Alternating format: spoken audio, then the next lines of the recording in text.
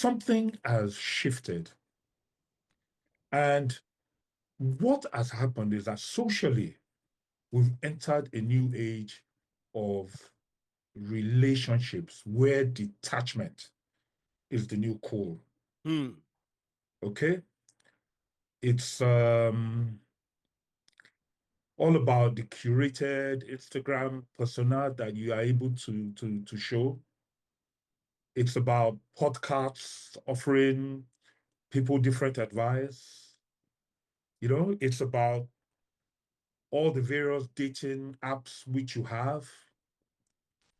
And what is happening is that the art of romance, where we used to go after somebody that we liked with charm and persistence and a lot of, how can I call it, sweet nothings, right? Yes. It has gone. Yeah. I married my wife very young, my first wife very young, and she passed away, Ooh, sorry. um, uh, had cancer, had an operation, and we lost her. So sorry. And then thereafter, I remarried after about 3 years to a much, not much, but to a younger woman. And we were together for quite a while, but it ended up getting separated. And presently, are almost at the final stages of our divorce. Okay. So when I looked back, I realized something. I realized that, that love, the way love has been portrayed in novels and in movies, the way our pastors and our religious leaders and everybody talks about love on social media, this love conquers all, love is this, love is that. I realized that love is important. But you know what? Love is not enough.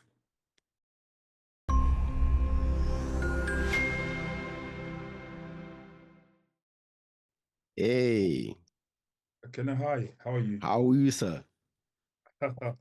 Oh, this pressure is just. I I know, I got carried know. away. I was walking and walking. Let me just clean my. Okay, is that Yeah. better? Thank you very much for being here. See, Thank I know you. how the pressure is when you're working, and especially when you're enjoying what you're doing. Yeah. I just lost all sense of time. That's what happened, really. Yeah. That's good. That's good. Eh? How is Niger? Well, Nigeria is good. Good. You Good. know, there's no country that doesn't have its challenges. Oh, So of course not. we're trying to do our own thing as well here. Yeah. Yeah. Keep it going, keep Yeah. working, Mm. keep challenging the status quo, keep challenging the things that are wrong, Yeah. and try to make it better. That's just it. That's it. You Mm. know, uh, I hear a lot of people complaining, Africans, young Africans, because I talk to them a lot on social media. They are always complaining that this is happening down, this is happening that. So, and I tell them, see, I'm here in UK, and the same kind of complaints that you have, I and everybody else around me have about the UK. And I understand. they're surprised, you know. See, this is the thing, is that we need to understand that there is no perfect place in the world. Okay. And for me, the challenges we have in Africa are not unique. They have Yes, happened and are happening in other places around the world. absolutely. Is for us to grab those challenges and see the opportunities in them. Because Yes, I agree with you. if we don't have challenges, then we can never grow. And that's what I try to tell young people when I talk to them. And I hope more and more of them will see this and take advantage of them. You know. Yes, I hope so too. Yeah. I mean, that's just what we've got to do. Mm, mm. Remy, thank you very much. My See, pleasure. let's start. I know you're a busy man. Okay, so please introduce yourself to my audience. Tell them who you are and what you do. Okay, my name is Remi Ogunpitan. Um, I work in Lagos, Nigeria. I run a media company that's involved in video and film production. I also represent and provide services for broadcast and media companies in the area of facilities, equipment supply, um, broadcast equipment, and other peripherals that are required in the broadcast chain. Yeah. I also own a company called IBST Digital, where we provide digital marketing services and social media services for brands that are looking to interact and have more connection to their audiences and their consumers. That's basically it, really. Okay. Okay. The Nowadays, the media space has shown the enormous contribution that they have in society. You know, Sure. most of us only enjoy the products of media. We never thought about how they are influencing us. Okay, Yes. now we know that many of the things we now believe today are the product of the media. I don't want to use the word manipulation or indoctrination, but it's very difficult for me to not to do that because Understand. it's very obvious that there are many things I I had I believed for a long time because I have heard it from day one, day two, year one, year two, from the media or from films or from books, and that's the way life goes. Tell me, how do you think the media space in Nigeria, in Africa, is evolving? Um, the media space has evolved rapidly Yeah. across the continent. I'm very lucky to have the opportunity of being able to work across various African countries. Um, and the media has become very, very, very powerful, Mm. especially more so in the age of social media, Yes. where information can be passed around the world in, with just a click, or a swipe, whatever. It's we've seen the evolution of, especially in Nigeria, of how Nollywood has taken up a premium space in telling our stories. Yeah. We've seen how Afrobeat is now an international commodity. We're seeing a lot more African actors and actresses on the international stage. Um, for instance, when I started my production company many, many years ago, I'm not talking about IBST, when I Mm. got into the industry, Yeah. when I started my first production company in 1989, Wow. there was only one network station in Nigeria, Mm. which was Mm. NTA. And NTS. yes, and all you had were the other stations, which were mostly state-owned TV Yeah. stations. Now in Nigeria, we have more than 200 TV stations. Seriously? Yeah. We have more than, yeah, online. privately Oh owned, yes. Oh yeah. completely, yeah. If you look at radio stations will be running to like about more than 500 across Nigeria. And this kind of like openness and proliferation of broadcast and media Mm. is across Africa. If you look at what is happening online with blogs, and people just having their own online platform, Yeah, you can like see like that, this. yeah, yeah, media is with you, is staring at you everywhere. Yes. Now, of course, that comes with its own challenges, which we all understand and we know in terms of bad information, Yeah. fraudulent information, fake information. Well, it comes with its own challenges. Yes. And of course, when you have this proliferation of radio and TV stations, it's they're owned by different types of people with different agendas.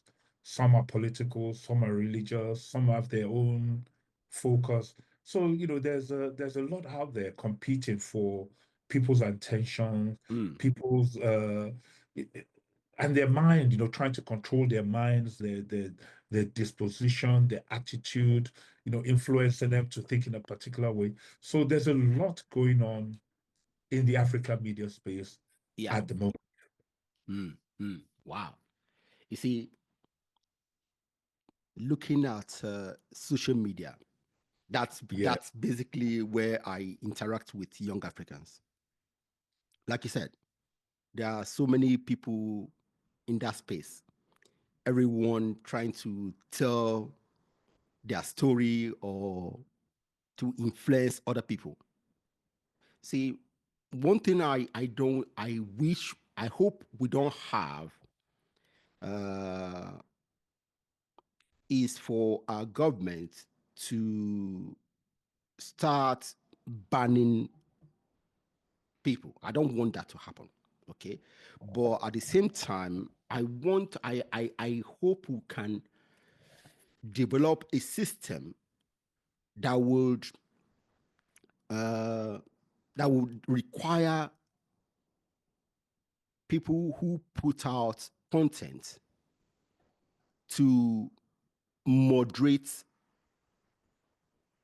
I don't know. I don't know if it's more, but to make sure that content at least it serves the audience and it doesn't unnecessarily paint a. It's not about negative being negative, but that it paints a true picture of whatever they're trying to push. See, I don't know I don't know how to say it, but my point is that I don't want the government to clamp down on people. Okay, at the same time, I want content providers to at least moderate themselves and make sure whatever they're pushing, it's true. I don't know Mm. how we can do, get to that stage. Well, managing fake Mm. or moderating content across media in Africa is has to be done without curtailing freedom of expression. Yes. Okay. And that itself is a very delicate balancing act. And it requires, some values and qualities that are missing, but we Mm. need to continue to uh, fight for. Yeah. That's the It, word. it, We need yeah, to fight for them. Yeah. yeah. It requires a mix of transparent governance. Okay. Now, what I mean by that is that, you see, it makes it easier for the people, and it actually makes it even easier for government if they are able to provide transparent governance, because then everything is there in the open, people can see it, and it makes it difficult for their detractors to use information that has not been provided in a negative manner because everything Okay. has been transparent. Yes. then also there needs to be a higher level of digital literacy. Mm. And that means that everybody in the mix, government, the private sector, NGOs, citizens themselves, citizen groups, communities need to understand digital literacy and how it is important for them to be able to use the freedom which they have to express themselves in a positive manner Yes. and not use it negatively. And that requires a high level of education. Yeah. It also requires a high level of self-regulation. So it means that if you see something that is not true, don't say it. It means that if you want to talk about something, talk about it in a manner, but give all the information that is required. Don't Yeah. hold anything back. Don't give just a little bit of the information, Half back truths. the rest, just Half because truths. it might not work for you. Yeah. So it also means that we need to kind of like start to look at how we can provide a framework that respects everybody's rights while combating those who are out there just to create Yeah. havoc. Yeah. And I think in terms of that, I think in terms of government and regulators, their policies need to be publicly accessible. They must be Yeah. specific and they must be defined. And Mm. we need to be able to distinguish misinformation, disinformation, Yeah. and hate speech from critical opinion or dissent. Yeah. I'll give you an example. One of the things that has been trending in Nigeria in the past couple of days has been information that the government has paid off the loans, all their loans to the IMF. Okay. We got it. It was put out by a whole lot of people. They're saying that the federal government they paid everything. Nigeria is not owing anything again. Blah blah blah blah, and it went out there, and people have been looking at it and they've been thinking that it's the truth. But the reality of it is that the government has not cleared all Nigeria's debt Okay. to the IMF. Do you understand? Mm-hmm. What they simply did was paid back the principal of a loan which they took during the COVID-19 emergency period, Yes. where they collected 3.4 billion under the rapid financing instrument to cushion the pandemic. Yeah. And the federal government has fully paid off this loan. That particular. Yeah. Okay. Yeah, which is, you know what, is commendable. It's fantastic. Yeah, Yes. the government needs to be commended for that. Yes. But guess what? Here's what's missing. Even though that loan has been paid off, okay, we still have an element of about $30 million, which will be paid every year until 2029. And Wow. these costs are attached to interest and Mm. administrative costs. Okay. Now, the other thing, too, is that Nigeria's history with the IMF dates back to 1989. Yeah. And there are so many other various financial arrangements. And Nigeria is still obligated to pay some of these outstanding obligations of almost, honestly, about $306 million. So we still have outstanding obligations. Debt. Yeah. So the spin is misleading. Yes. Nigeria has not paid off this loan. But the thing is that Nigeria need and they deserve clarity, Yes. not half truths or political PR, Mm. but the kind of story where we say, let's acknowledge the progress that we've made, Yes. And guess what, guys? This is the whole story. And this happens all the time, not only with government detractors that don't tell the truth, that spin information that has been provided in a manner that is negative, in a manner that doesn't paint the government in the manner in which they actually need to be portrayed. So everybody is in the game. Yeah. And for me, I find that quite nauseating. In the sense that, yeah, I find it nauseating in the sense that what we actually need, those of us who are in the media and those who love Nigeria and those who are interested in progress, is that let's try and ensure that when we are talking and we're telling stories and we're providing information, we provide clarity, Yeah. tell the truth. We don't tell half truths. We don't tell something and hold back something where you are Mm. giving information, but the information is not complete because of omission. Yeah. Yeah. So those are the kind of things that are happening that we kind of like need to find a framework to kind of ensure that we manage it. And Yeah. things like independent oversights. So looking for people who can provide fact checking. Mm. Yeah.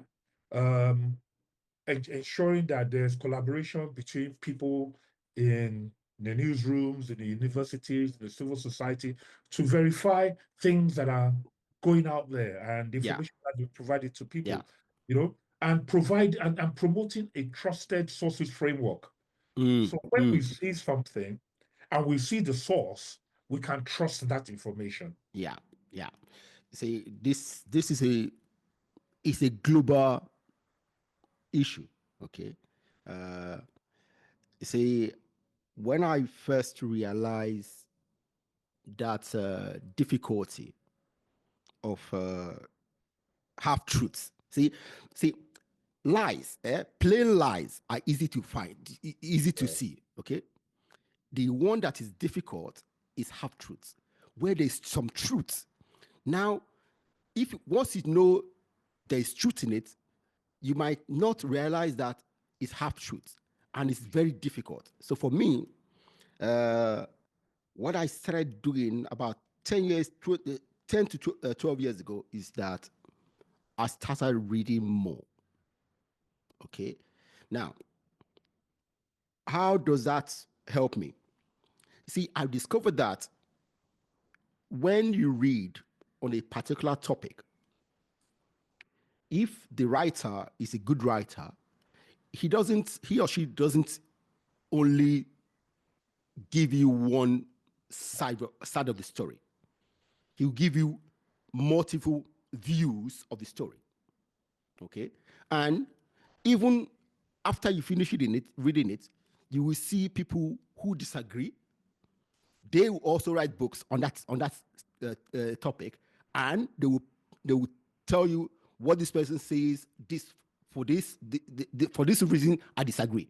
So when I read, I get a broader view of the topic because I read from different perspectives, you know. So that's what I've been doing, and it has helped me to understand many things better, you know. And that's what we as Africans don't do.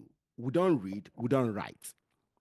Okay, we are far behind when it comes to writing. Yes, to write fiction books, no, but for me, for us to move ahead as countries and continents, we need to start writing a lot more non-fiction books and read more non-fiction books. Anyway, we'll come to that later in Mhm. this on this podcast. Uh, recently, in fact, that this is the reason why I wanted you to talk to me today. You recently articulated your thoughts on very important issues, okay? Yeah. But issues that many of us don't talk about, okay?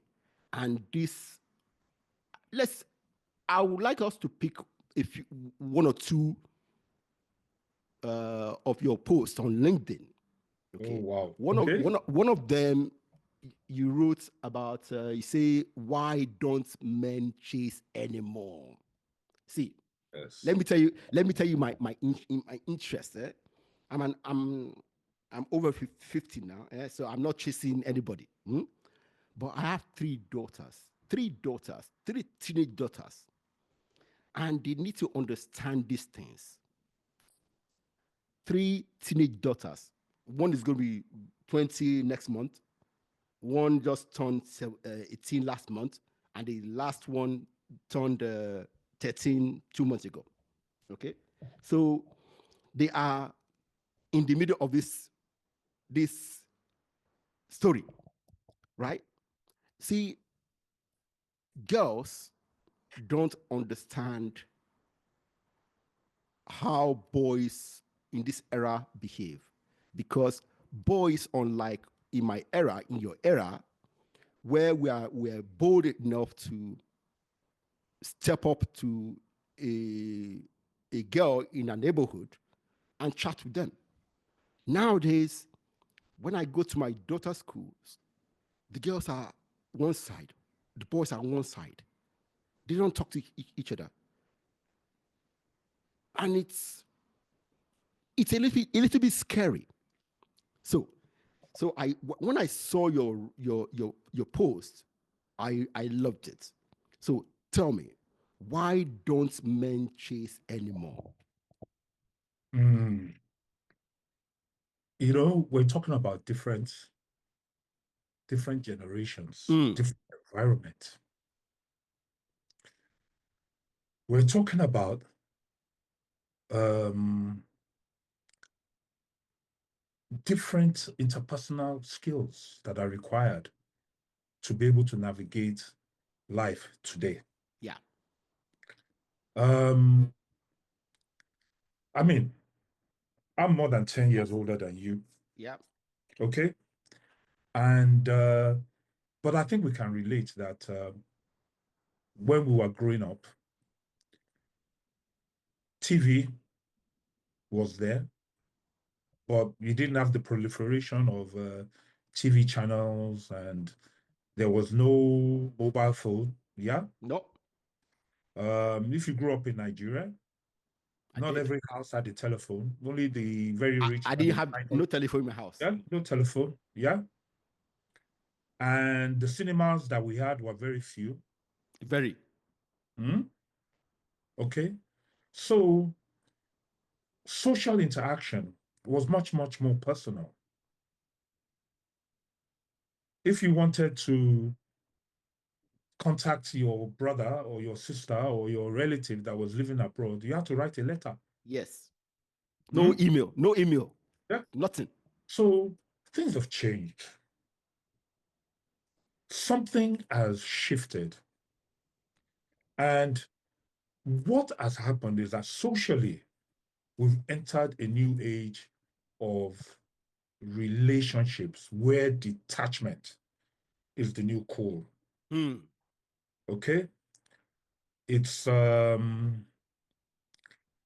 about the curated Instagram persona that you are able to show. It's about podcasts offering people different advice. It's about all the various dating apps which you have. And what is happening is that the art of romance, where we used to go after somebody that we liked with Mm-hmm. charm and persistence and a lot of, how can I call it, sweet nothings, right? Yes. It has gone. Yeah. And, Letters. and in those days, the women used to, and these ladies, those days, they respond with grace, you know? Yeah. They're curious. They want to know what you're up to. And, you know, they encourage you, not too much, not too little, but there's this chase, there's this romantic attitude to trying to get to know each other. You go to the house and then they'll come outside, you go for a walk, Yeah. and then you come back. And little by little, the parents get to know you. And then, oh, he has come to, he's, oh, yeah, that kind of thing. Yeah. But you know what? Today, the chase, it ends even before it begins. The first sign of hesitation or reluctance, there's no pleading, there's no texting, just silence. The guy will ghost you, he will withdraw. And if the girl doesn't like you, and you go on a date with the girl and she doesn't like you, she will ghost you. So everything has just gone crazy. And then you look at the fact that the modern Nigerian man, the modern Nigerian woman, they're busy, they're overworked, especially if you're living in Lagos, Abuja, in any of these cities. You know, everybody sees being hard to get as a red flag. Oh, you're playing hard to get. Oh, well, forget it, man. There's plenty like you. I'll go to my phone. I go to any of the dating app. I'm talking to somebody else immediately. Yeah. So those are some of the things that are happening. People are not ready to go through the rigmarole of romance. A man doesn't want to be used. The girl doesn't want to be manipulated. Nobody wants to be led on. Everybody is afraid of emotional vulnerability. Everybody is afraid that if they give up their time to somebody else, it's going to end up as a bad investment. And women today are not women of when we were growing up. They're a lot more educated. They're independent. They've raised the bar because when you look at women now, we have women in very, very senior and very important positions, Yeah. doing great things, making their own money, making a difference. So, with this empowerment of women, there comes a lot of new challenges. So, when you approach women these days, many men feel that they've been evaluated, not appreciated, that they've been sized up. How much does he have in the pocket? Is he, they feel that they're going to get billed.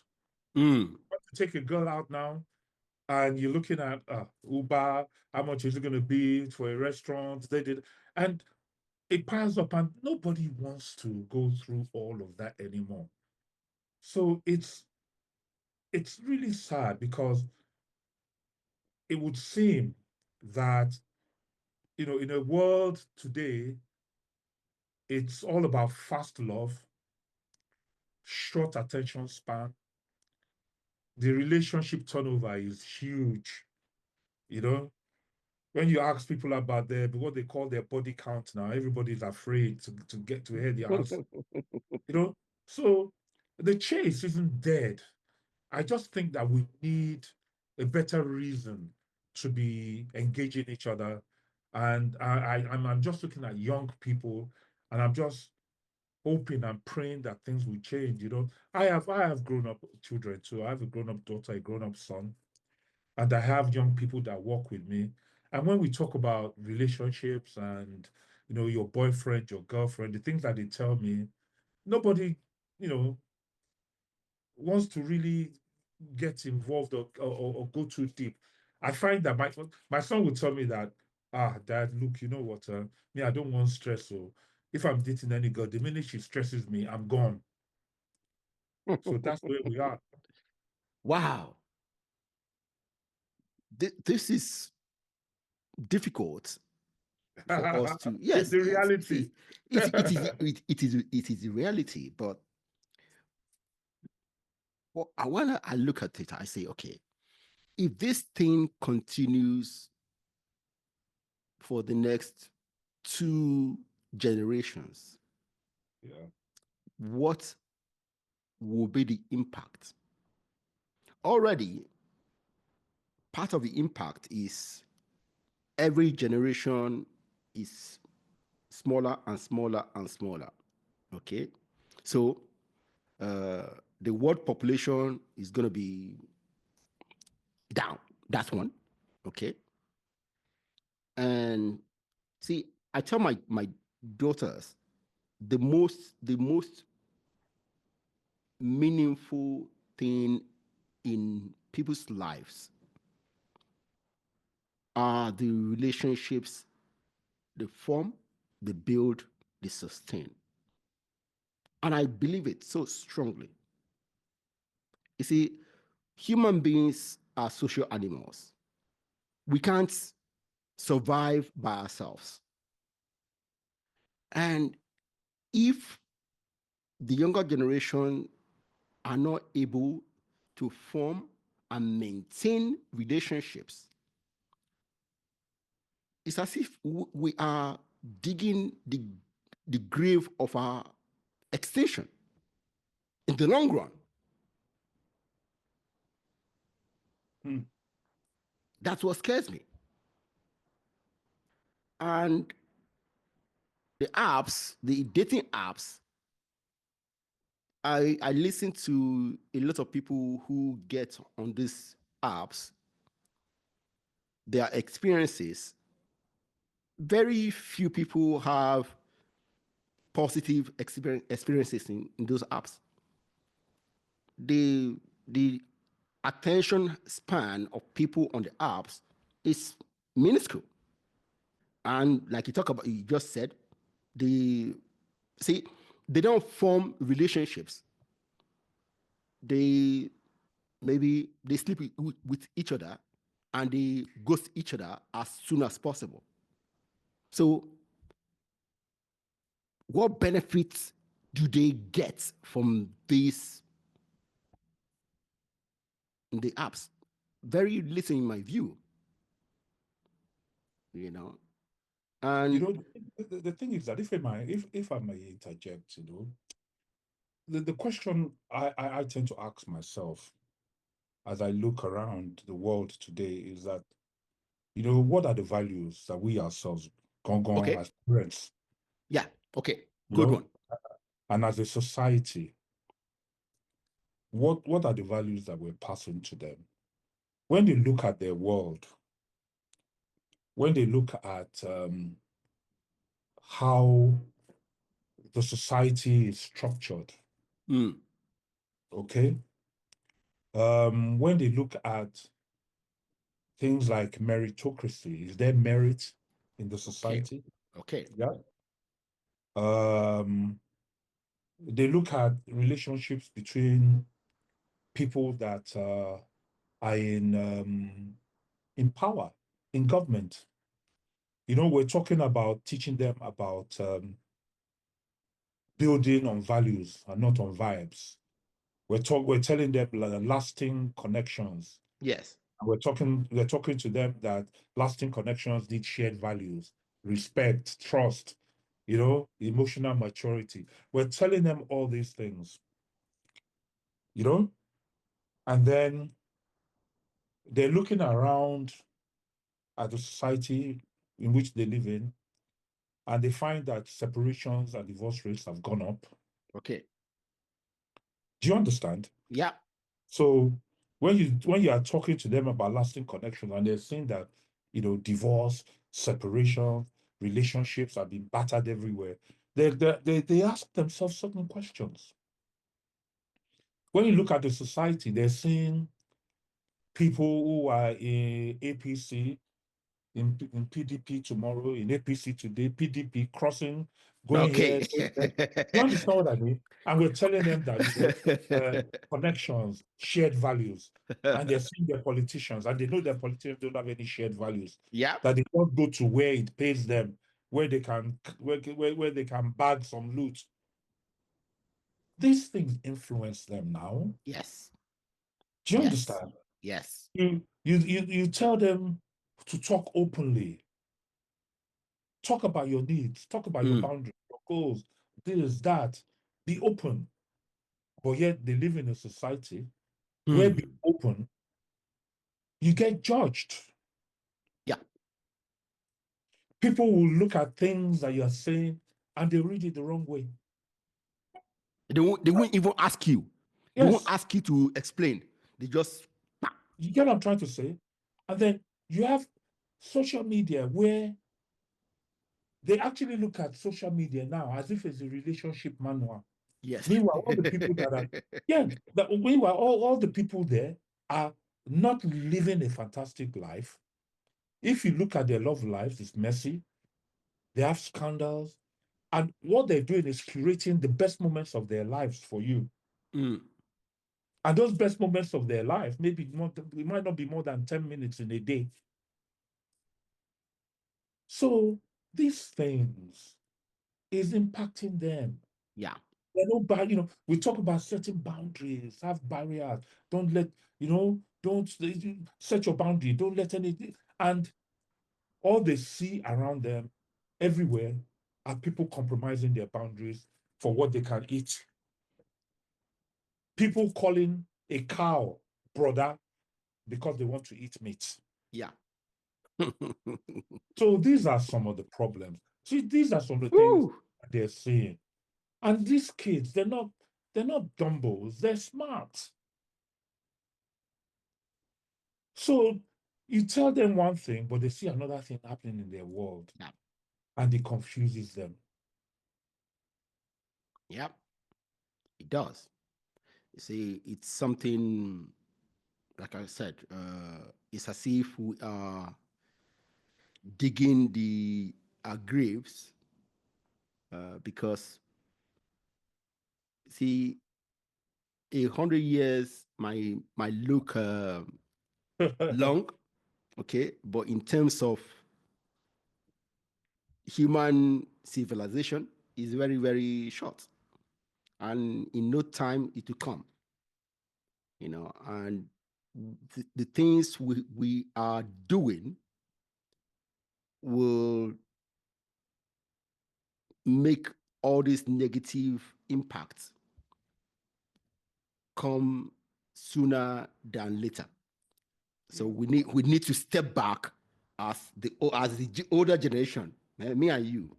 eh, we need to step back and start looking at how we can fix things with our children. sure, Yeah. So you mentioned about the sure, divorce rates, looking at relationships. The level of divorce rates has skyrocketed sure. within the last 20, 30 years. Oh, yes, no, See, especially with people of our generation and below. Okay, our parents never used to divorce each other so easily, and somehow we we seem to think that, like you said, once you see anything not going well, it seems we don't try to solve those problems. We just say, okay, I'm done. We run. So I saw your post also that talks about alignment. yeah. Okay, but marrying for alignment. So tell me, what were you seeing in that post? Well, first of all, I'm speaking from a point of experience, Okay. okay? And and to be honest, and at times we need to be honest with our children, um, and and people that are close to us. Some of the things that I've experienced in my own life. Yes. I me too. Yeah, experience is the best teacher. I married my wife very young, my first wife very young, and she passed away. Ooh, sorry. Um, uh, had cancer, had an operation, and we lost her. Mm, so sorry. Um, and then thereafter, I remarried after about 3 years to a not much, but to a younger woman. and we were together for quite a while, but it ended up getting separated, and presently are almost at the final stages of our divorce. Mm. Okay. So when I looked back, I realized something. I realized that, that love, the way love has been portrayed in novels and in movies, Mm-hmm. the way our pastors and our religious leaders and everybody talks about love Mm. on social media, on, this love conquers all, love is this, love is that. I realized that love is important. But you know what? Love is not enough. I agree. Absolutely. Yeah. Love is not enough because love can die. Yep. It starts and it can Yes, die. Yeah. it can die because we change. As we go through relationships and a marriage, for instance, if you look at a marriage when it started from day one and you look at people that have been married for 10, 15, 20 years, the marriage has changed, it has evolved. Yes. And what keeps it together is the fact that, yes, they have love, but they also realize that what they have is a strategic alliance. They share the same values. Values. Oh my God. Yeah. Yep. And very often, when we want to get married, we look at the container and we don't bother to check the content. Ooh. Yeah. Not Ooh. everything that glitters is It's shine, gold. shine, bubble. Yep. Yep. You need to be able to talk to yourselves and understand that you agree on the kind of life that you want for yourselves. Yeah. You need to be able to agree on little things. Yep. How do we pay school fees? What kind of investments are we going to make? You need to talk about when we argue, how do we resolve it? Yes. You need to talk about a whole lot of things. And unfortunately, what I realized, and I fell into that as well, Me too. was that I did not I did not tick all the boxes and I just assumed. Many of us have. Many, Yeah, many of us did. Yeah. I just assumed. And in assuming, I made a lot of mistakes. And my ex also made a lot of mistakes as well. And because we were not aligned in our On vision, those points. Yeah. everything scattered. And it Yeah. would scatter every time. Yeah. You know, love can bring you together, but if you're not aligned, the reality will send you scattering in different directions. Yeah. When life hits you, Yes. the love will not stand. So we need to understand that there are a lot of things that we need to talk about. Yeah. But, you find today that if you talk about submission, feminists get really riled up. Very What is angry. submission? Very angry. Blah, blah, blah, blah, blah, blah. You men, you use that word too much. When you talk about accountability, a lot of people are accountability. Yeah, you want to control me. You find yourself in a situation where a partner wants loyalty, but you don't want them to ask you questions. Yeah. Okay. A woman wants leadership. A man wants leadership, but they don't want direction.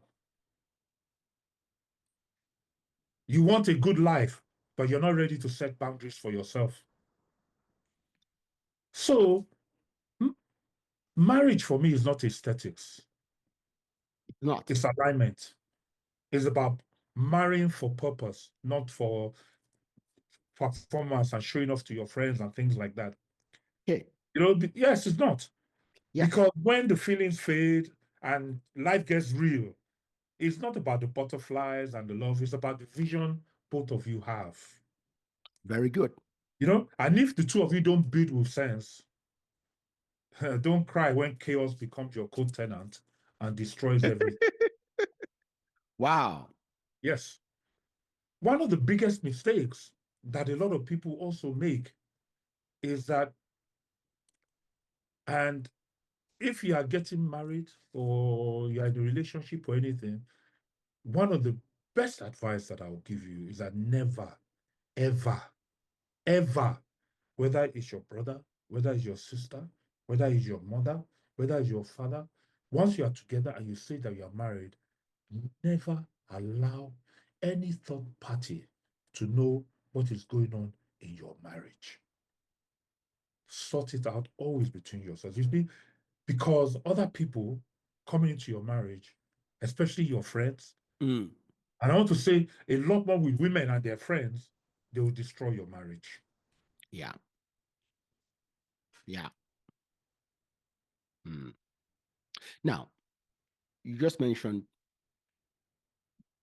allowing family to get involved in your marriage.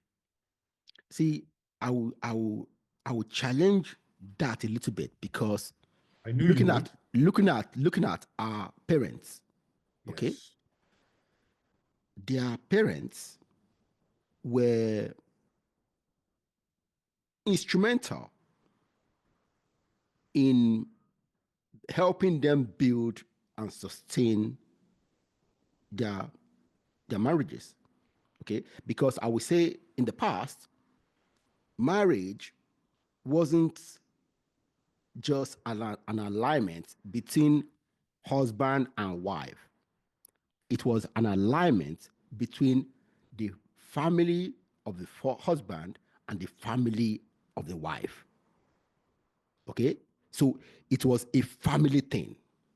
And I think, see, I will use this as an example here. For example, in the Asian community, the Indians and Pakistanis, for example, they still have those kind of alignment, family.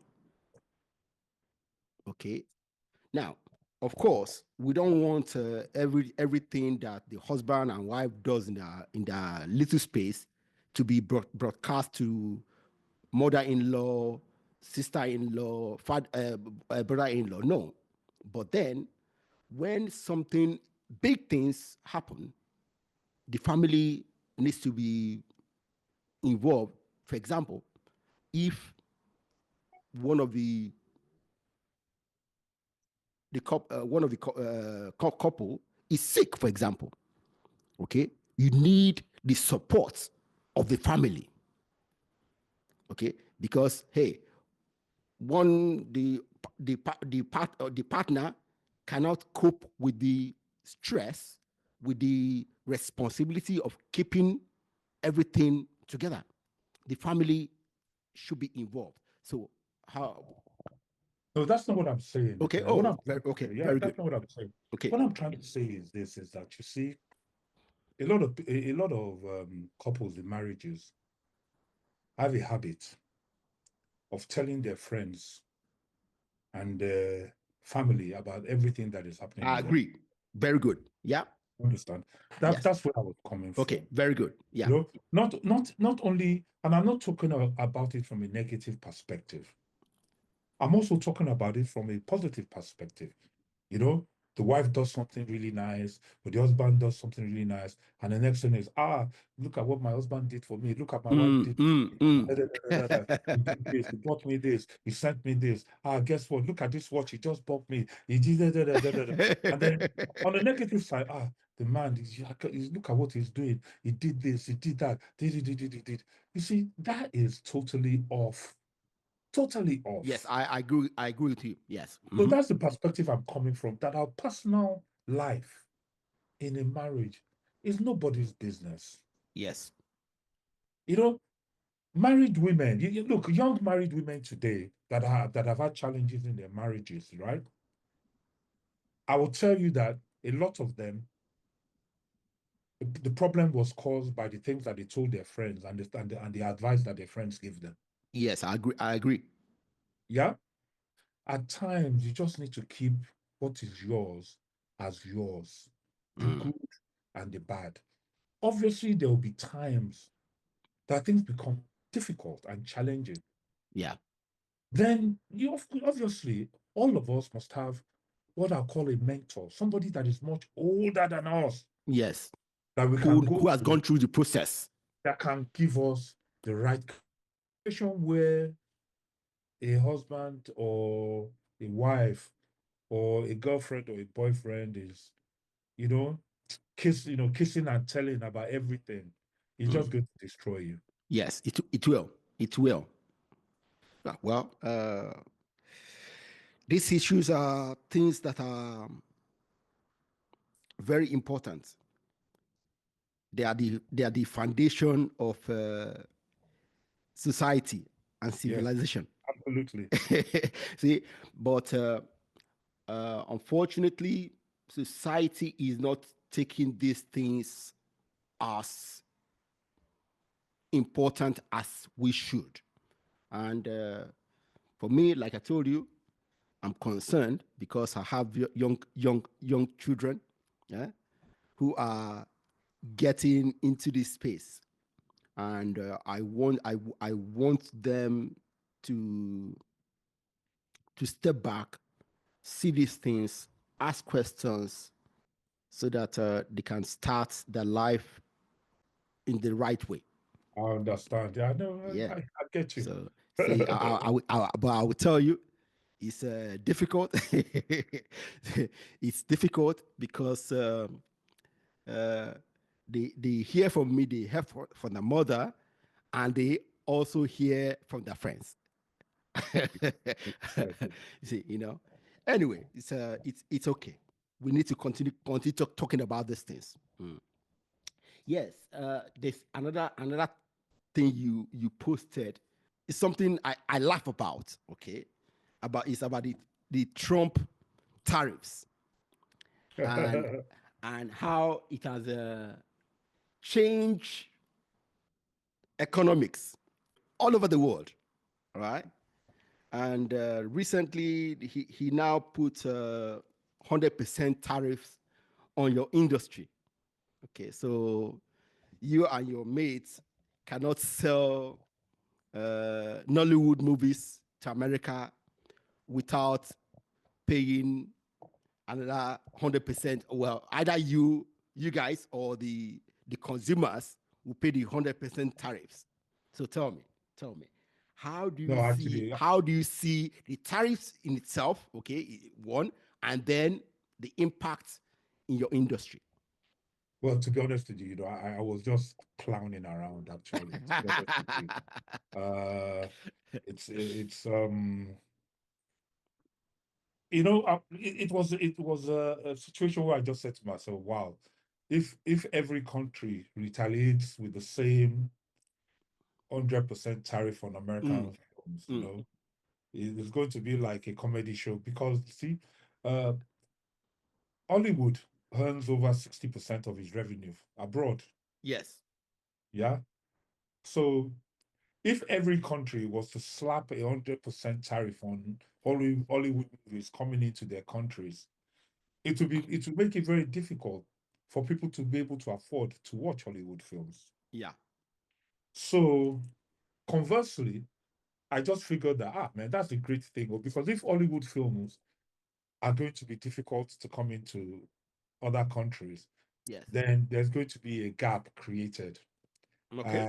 And obviously that's good for both For Nollywood, yes. because they can at last start looking to make films that can be seen in their own countries and make money and also export to other countries apart from Mm, America. mm, So it was just I was just looking at a situation that what if, yeah. and I was hoping that everybody would turn around and say, look, oh, if you are if you're putting 100% film tariffs on all our films coming to America, we're also going to do the same for you. Same, And yeah. as a result, yeah, Hollywood might just lock itself out of the Global industry. film Yeah, industry, yes. yeah. And I remember the last sentence I put was, "Pass the popcorn. This show is about to get weird." So I'm just waiting to see what's happening. Yeah. See, I mean, hey, I read a few books on economics. In fact, some of the books I've read in the last 10 years, maybe 60% history and economics. And I'm a free market person, okay? So, And I want the free market to continue. However, I ask myself, why is America able to impose these tariffs? And these countries are willing to negotiate. I mean, if it's just about America imposing these tariffs unilaterally, okay, without any whatever, then these countries can easily say no. Okay, sure, but then there must be something that we as ordinary people don't know that enables America to impose these tariffs. Now, I don't know how true or how accurate this is. I heard that many countries already imposed some level of tariffs on American products, even though America didn't impose the same tariffs on them in the first place. Okay, that's one. And then I also looked at the things that was exposed in the USAID issue. Okay. And I found out that so many countries around the world has been largesting on the aid being provided by USAID. Okay. So that means we, let's say Nigeria and Africa, for example, has been gaining so much from the US government. In fact, I also say we have been somewhat being controlled at some level by the money coming from them. So if I didn't know all that, there must be something also happening in the trade in the trade space, which I didn't know, you know. And like you talked about transparency, uh, I would say we are not very transparent in those spaces. So I'm just sitting back and seeing the reaction, okay, the reaction from these countries that enables me to see, okay, there's something that makes the US impose this tariffs, other than what we normally assume in economics, that free trade is the best way to go. I still believe I still believe that free trade is still the best way to go, but there's something underneath all of this which me and you may not know. you know, to be honest with you, I've tried to get my head around the tariff issue. Mm. Um, I know that certain objectives, which is talked about. reduce trade deficits, boost domestic Manufacturing. manufacturing, and all of that.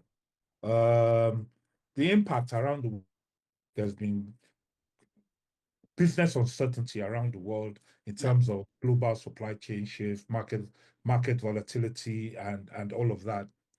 Um, I think for me, the situation remains very dynamic, Yeah. and It there's a lot does. of potential, and there's going to be a lot of potential adjustments as they go on. Yesterday, uh, the UK and India. USA, they signed their deal, Hmm. and it's all about deals.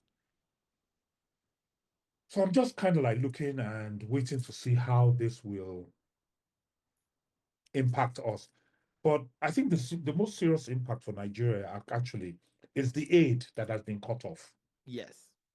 which is, they said it's 90 days that they've frozen the USAID funding, for instance. So after 90 days, we'll see what is going to happen. But it's going to have significant political and economic repercussions for our country. Yeah. For instance, if you look at our health sector, um, I think every year, in 2023, they gave us $600 million for things like HIV, malaria, vaccine distribution, etc. Yeah. Um, but that's not even as much as what the Bill Gates Foundation gave Nigeria, for Okay. instance. Yeah, Bill Gates spent over $1 billion in Nigeria. Okay. Okay, but when they cut off the aid, obviously we're going to have a lot of fiscal pressure, Mm. which is going to strain our national budget, Yeah. and in the process is going to halt certain development projects. If you look at areas like Maiduguri and the Northeast, Yeah. where we've had a lot of aid workers and economic activities, there's going to be a downturn. And the businesses in those areas that were thriving Based because on of those aid. aid-related demand are now going to face a lot of financial difficulties, which is going to put a lot of pressure on government. So these are serious issues. And I Yeah. think in terms of governance and public perception, I think maybe our government has relied on foreign aid for too long. Too much. Yeah. And as a result, they've fostered some kind of dependency, Dependence. Yes. and what that has created is their inability to develop sustainable development strategies. So if the aid is stopping, what might happen is that we might have to reevaluate our governance practices and encourage the pursuit of more self-reliant policies.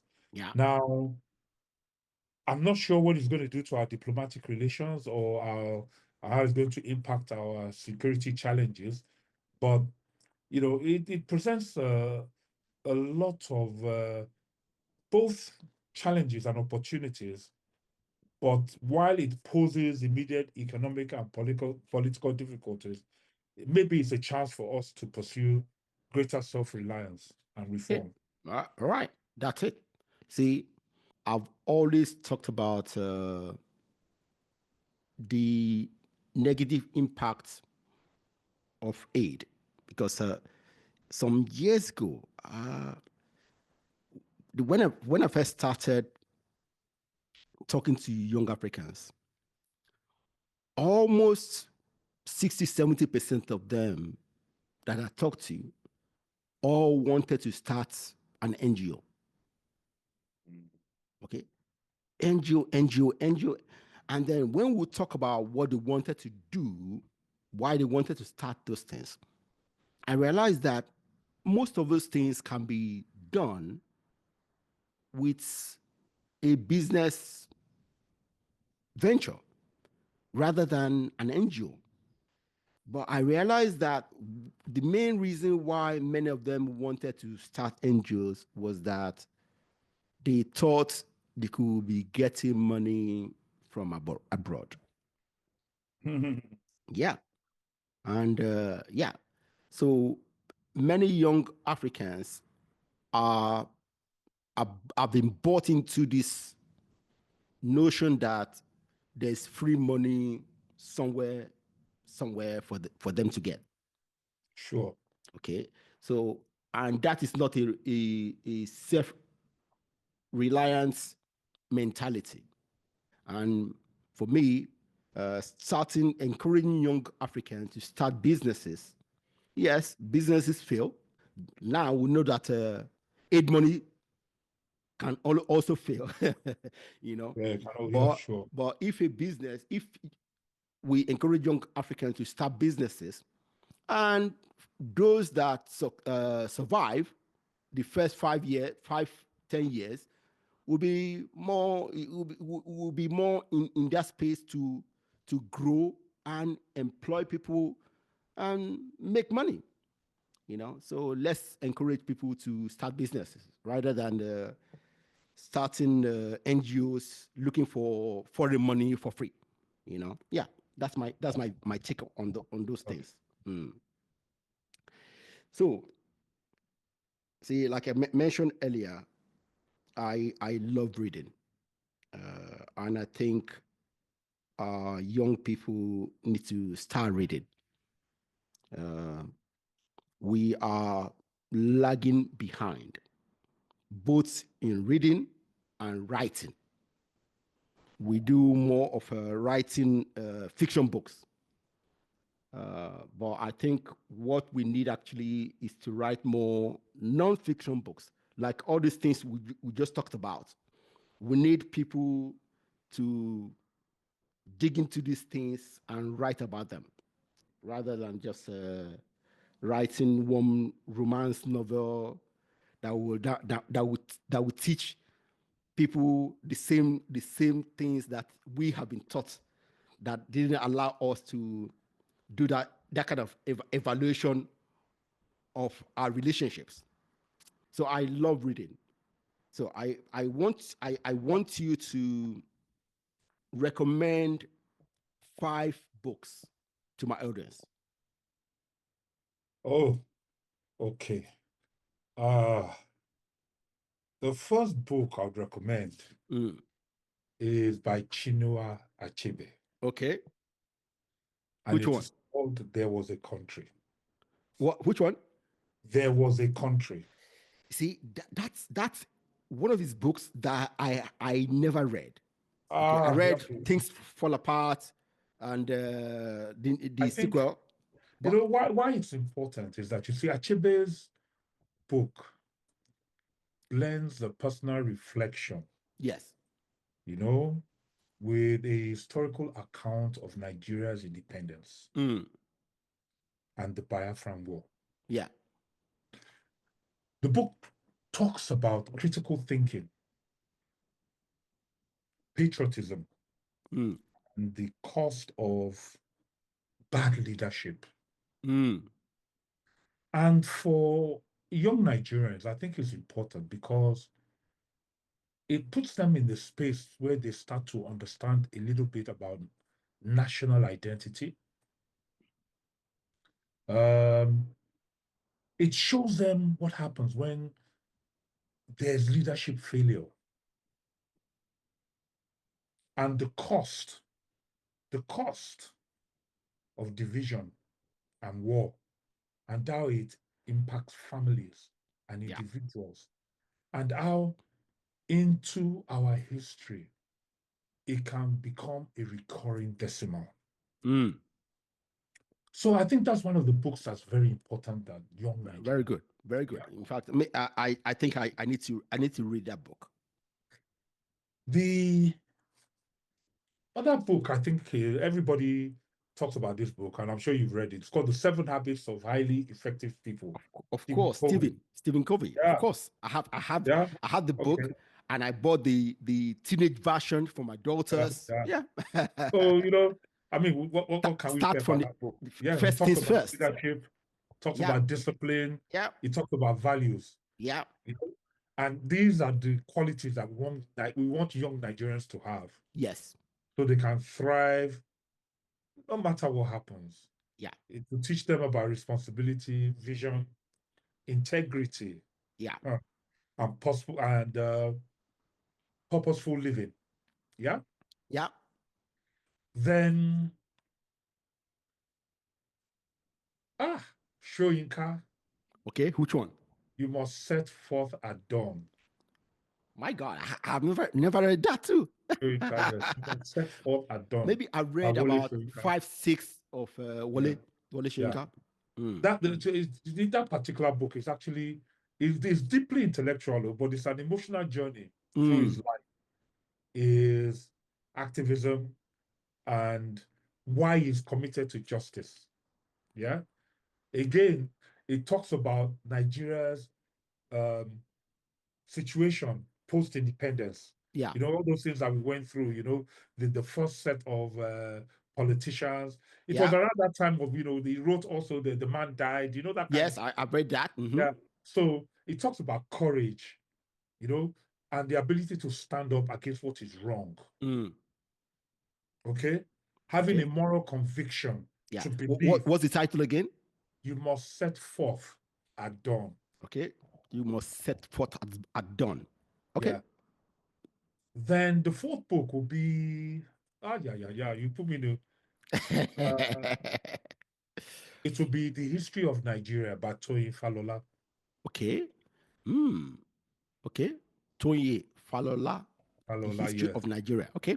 Yeah, The History of Nigeria, which Okay. will help young Nigerians to understand their history, Yeah. their roots, the diversity, and the political evolution of Nigeria. Okay. Uh, looking at the political structure, ethnic and regional dynamics, and the colonial legacy. Yeah. Yeah.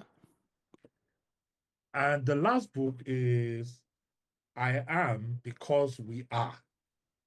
Okay. By who? African Wisdom in Dialogue with the Mm. West Mm. by Mm. Mm. Chidi E. Asika Enauro. Okay. Okay. Nice. This Mm. book explores the Ubuntu philosophy, Yeah. yeah, where we need to start getting our young people to think beyond Western definitions of success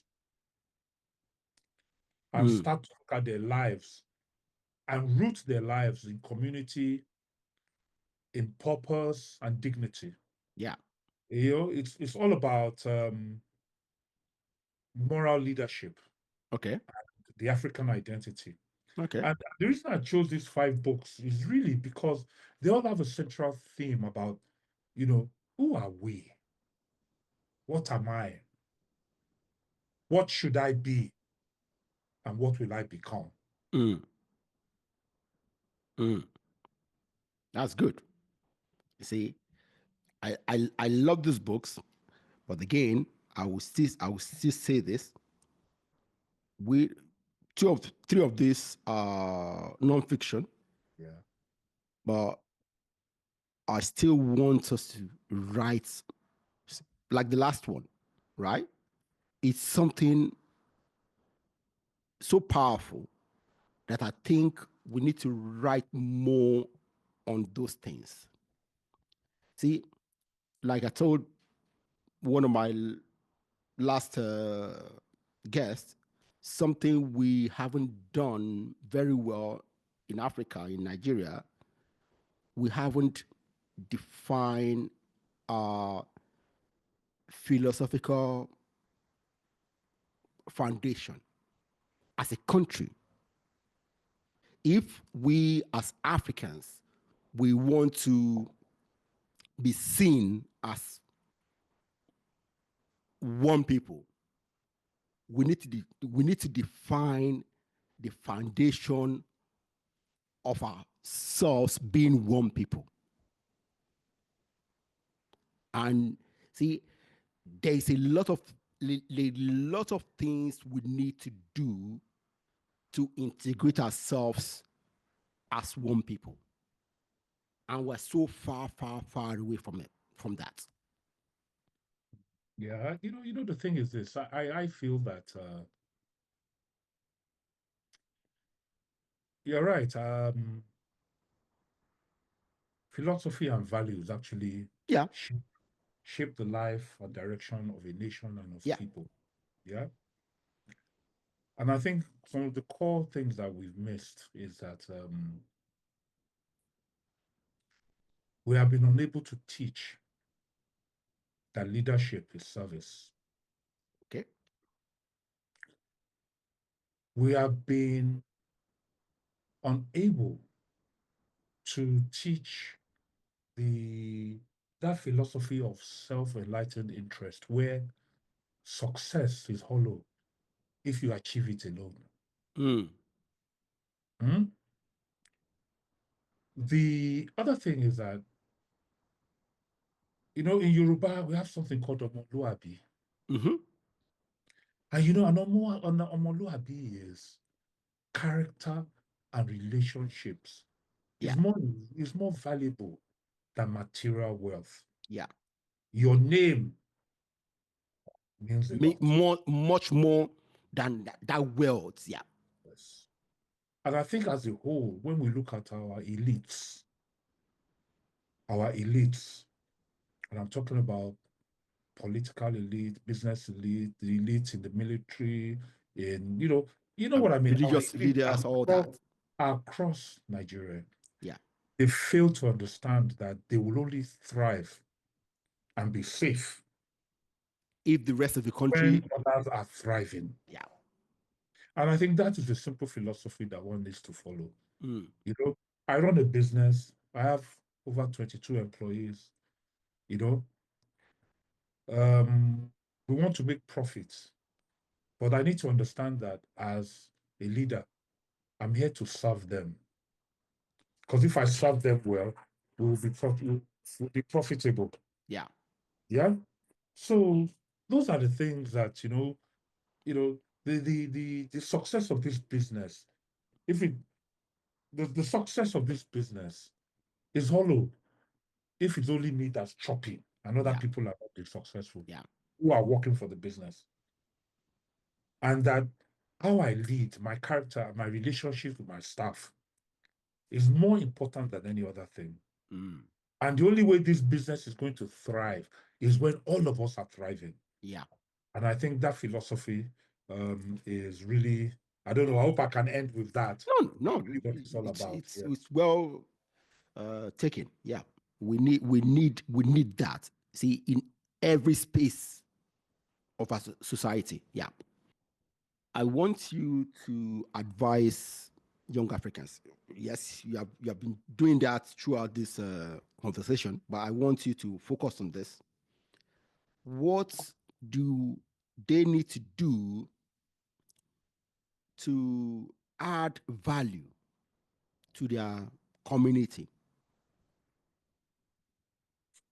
Mm. Ah. uh, just one. You don't. There are many things. Yeah, but just tell okay. them one or And two. I was writing a letter Mm. to, there is a group of young Nigerians with disability that I work with. Okay. And I was preparing the paper for them and I was writing something. And let me bring it up on my Okay. computer. Okay. Okay. Uh, Dear young Nigerian, Mm. in a world overflowing with noise, the surest way to stand out is not by shouting louder, but by adding value.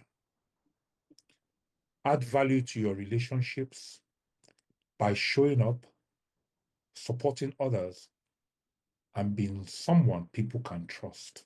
Mm. Add value to where you work or your hustle by being the one who solves problems, not the one who complains about them. Okay. Add value to your country by living with integrity, staying informed, and refusing to be part of the rot. Adding value doesn't always mean creating something new. Okay. It can often mean improving what is already there. Mm. Show initiative, be useful, build solutions, teach others, leave things always better than you found them. Okay. People are remembered, rewarded, and respected because of the value they bring, not the title they hold, not the followers they have, or the images that they post on Instagram. Wow. Add value wherever you are and with whatever you have. That is how greatness starts. Wow. Wow. Wow. Thank you. Wow. That's good. That is good. Thank you very much for that. I hope the young people you're writing that for will appreciate what those things mean and they adopt that. Thank you very much. Now, Thank you, Kenneth. see, what is your vision for Africa in the next 20, 30 years? How do you see our continent? I would like our continent to be um, completely open borders. Yeah. Okay. I'd like to see free trade amongst ourselves. I would love a situation where our leaders are selfless, um, and leaders of service.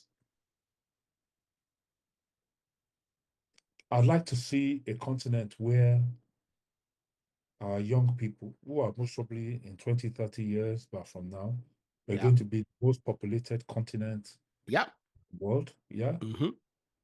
I'd like to see a continent where at least 80% of Africans, young Africans, are employed Yeah.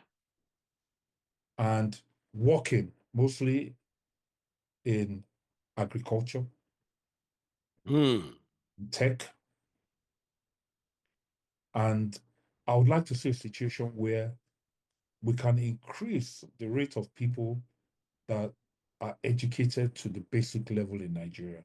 Okay. I mean, in Africa.